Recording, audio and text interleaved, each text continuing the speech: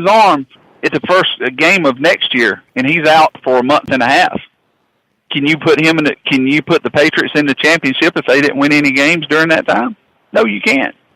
But NASCAR changed the rules for Kyle Busch to win it. And like I said, Kyle Busch kind of reminds me of Peyton Manning, one of the best regular season quarterbacks ever, one of the best ever. But he don't have the rings like everybody else does. Right. Okay. Am I right? Yeah. I mean, I have to say I agree with you on that. I have to say I agree. But as far as the reason people don't like Kyle Busch, man, I've been around this a long time, and there's a lot of polarizing people in here. And, it's kind of like the same way, people didn't like Dale Earnhardt Sr. They loved him or they hated him. But, people cannot relate. People could relate to Dale Earnhardt, blue-collar guy, one of us. In the racing nation, we're all blue-collar people, man. Absolutely. We all. And when you take somebody like Kyle Busch who gets up there, I swear it was like my daughter when she was 5 years old, and you took something away from her. Her lip dragging around, about to cry. And if something happens to Kyle Busch, he does the same thing. And us as the blue collar people cannot. They don't like that. They don't like it. No matter how hard they try, man, NASCAR will never be a white collar sport. Never. Yeah. Definitely. And think about this. And we talked about this. If Fox, ESPN started running Lucas Oil races on national TV like they do NASCAR, yeah, man, what would you watch every Sunday afternoon? That's true. We got to get. That's a tough subject to talk about. I mean, it definitely is. I mean, we're going to have Bob Pockr on here in a few minutes, and Bob Pockr of Fox is going to kind of talk about his first thoughts of the 6 races of the season, his thoughts on Kyle Busch and his wins. He might agree with you, Eddie Massey. He might disagree with you. But we're definitely going to get his thoughts here in a few minutes as Bob Pockr will be on the program here on our podcast, The Finish Line. He is coming up next. But, Eddie, real quickly, I'm going to give you one more minute, your spiel, and your final thoughts on everything, and I'll let you go. Thank you for being on Finish Line this morning.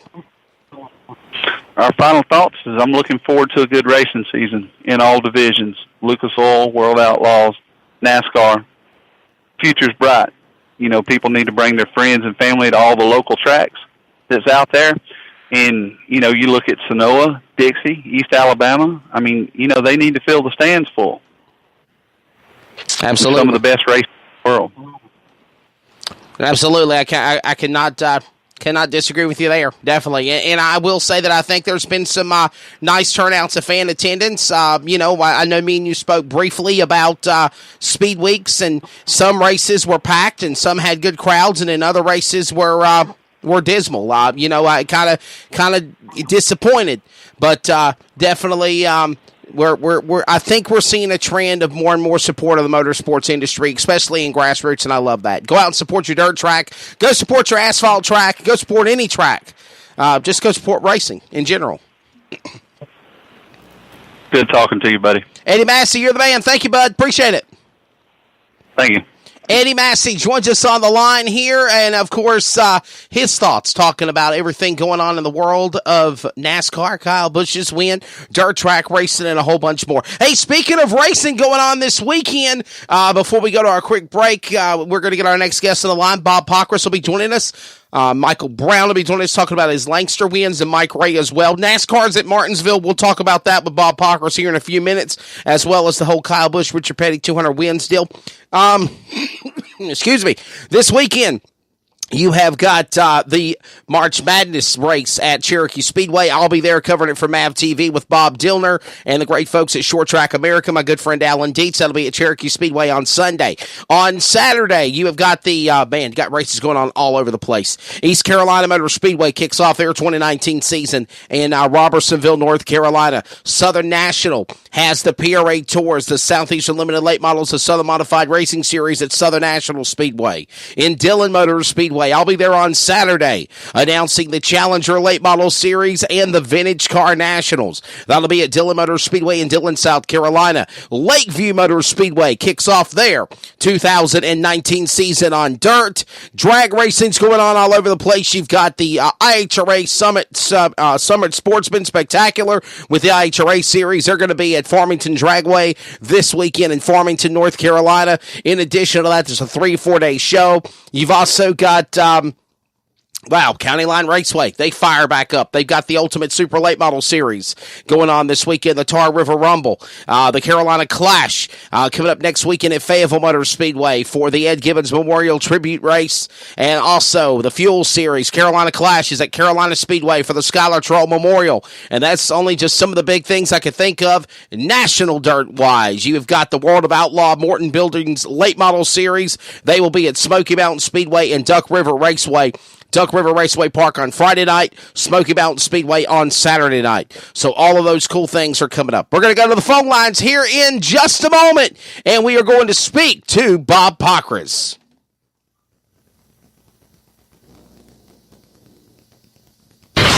This is Finish Line. And we're getting ready to go back to the phone lines here now and get ready for our next guest on the program. We are going to talk to my good friend, somebody that I've known in the motorsports industry for many years, colleagues now with NASCAR on Fox and, of course, with Fox Sports. And we're going to chat it up and talk with Mr. Bob Pockr. Bob Pockr will be joining me on the line here in just a couple of moments, and we will get his thoughts of the 2019 racing season, where we're at, where we're standing, where things are right now, and so much more. One of the best riders in motorsports, and I give this to him. He could make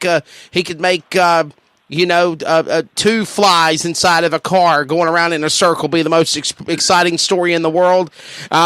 He has done so many great things with ESPN to the Sporting News, was going to get let go, and finally Fox picked him up and put him on there. And not only is he a writing contributor to Fox, he's also an on-air personality, a part of Race Hub and the pre-race programs, and somebody I just respect in the racing industry. Bob Pockr. Bob, how you doing, my friend in Charlotte? Welcome to Finish Line. I'm doing great, Wes. How are you? It's always good to catch up with you, friend. You're looking forward to going to Martinsville this weekend and eating some of them delicious, famous Martinsville hot dogs? The hot dogs need to be respected, and so I let the people who respect the hot dogs more take part in eating them. But for those who that's their thing, they certainly get their fill. So, are you not a fan of the Martinsville hot dog? Is that? I think Campbell's going to be hurt. I think he knows. As I said, they need to be respected, and some of us just don't maybe have the natural respect for them as others do. Got you. Okay, so we're on the line. Is that the lovely way to say it? I guess so. I love them hot dogs. I think one time I was there. The last time I was at Martinsville last March, I think I ate 12 hot dogs in one day. So now that was a period of from the morning until 7-8 o'clock at night. Obviously, when the media people finally leave the track. But that's probably how many hot dogs I had. If you've never been to Martinsville or never had one of their hot dogs, you should have one to at least experience it. That's right. Have you ever had one? Yes. You just don't like them. Wes, they need to be respected. They deserve to be respected. I love your demeanor there, definitely. So, hey Bob. So Bob Pockr is on the line with us at NASCAR on Fox at Bob Pockr on Twitter. Bob, what is your thoughts of the first 6 weeks of the NASCAR series? Not just for the Cup Series, but Xfinity and trucks as well. How you think things are going in 2019? Well, I think you're seeing some of the strong teams continue to be strong, right? In Cup, you have JGR and Penske collecting the wins. Whenever there's a new package, some teams are going to hit on something. Other teams are going to go in a direction that they realize maybe not have been the best. So, expect Stewart-Haas to pick it up here starting this week or next week. Hendrick maybe in the next few weeks. Whenever you have a new package, teams tend to leapfrog over each other. So that's what I expect to see on the Cup side. on the Xfinity side, it's been a little bit of Kyle Busch show, a little bit Cole Custer show, a little bit Christopher Bell show, a little bit. I wasn't as much surprised at Michael Annett winning the opener as I am the way he's run the last few weeks. I think you could look at Daytona and say, he won a ARCA restrictor plate race. We know he can race there, but he's run well virtually every week. So I think that's been something. Something needs to be said for that. And on the truck side, I just continue to watch. Brett Moffitt with his new team, Johnny Sauter with his new team. And seeing how some of these stars continue, work with their new guys, and then obviously kind of waiting on seeing when does Todd Gilliland break out for 3, 4, 5 wins. Absolutely. And you know what? I'm not trying to get off subject, Bob, but man, I'm so glad that Johnny Sauter got a ride in the Truck Series, because we need that type of character that is Johnny Sauter, somebody that I know very well. Back at the end of December, beginning of the first of the year, we didn't know where he was going to go, where he was going to end up at. And I'm glad he got himself a ride, and I'm he's just a talented man in the sport, definitely. Yeah, I mean, I think when people come and watch a truck race, one of the people they've come and watched, whether they liked him or hate him, is Johnny Sauter. So he can, so for him to continue with a team that's a championship contending team, adds intrigue to any race that he's in. Finish Line presented by All About Wraps. We're on the line now with NASCAR on Fox colleague Bob Pockr. Again on the program, NASCAR on Fox will have coverage of the STP 500 at Martinsville Speedway this Sunday. And then, of course, the NASCAR Gander Outdoors Truck Series will be in action for the Longhorn 200, and that'll be on Saturday afternoon at Martinsville Speedway. Ready for the trucks to get back at it again. They've been off since, Vegas? A couple of weeks ago? Three weeks ago in the season. They've been off, had that little break since going back to Martinsville this weekend, and of course I know everybody's ready to get back from the West Coast swing. I know did you recover from jet lag? Oh yeah. It's not the easiest trips, but it's fine. And you sleep on planes and everything, and but the truck teams, they're rested up. You look at the entry list, 39 entries, I think, for the truck race this weekend.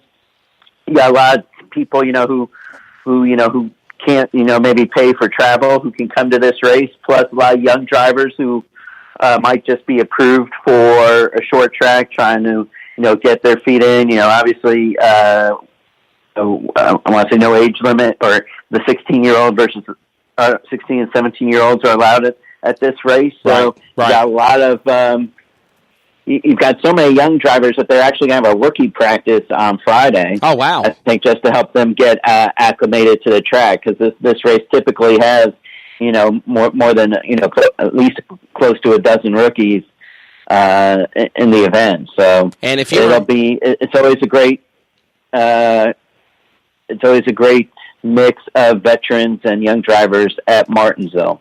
And if you remember Martinsville last year, Bob, that was very, very eventful. The snowpocalypse, getting there, and we knew there was a snowstorm coming, but obviously NASCAR and Martinsville Speedway, they have to press on, they have to continue along. Snowstorm hit around 30 laps into the NASCAR Gander Outdoors Truck event on Saturday afternoon, and then it snowed and snowed and snowed all through Sunday. Finally cleared up Sunday, but then of course it was completely just a winter wonderland. And then by the time I got there Sunday afternoon, or Sunday night about 7 o'clock, 8 o'clock.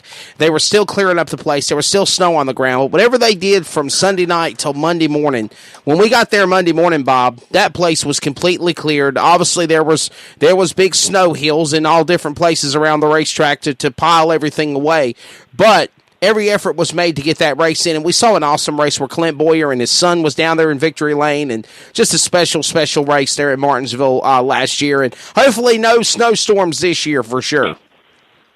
No, it sounds like, by the time it gets to race time, it'll at least be in the 50s, maybe in the 60s on Sunday, so that expecting nice weather this weekend. Good. But, you know, you talk about Martinsville, and are you thinking Clint Boyer and that incredible celebration in the spring race, or do you think of Martin Truex Jr.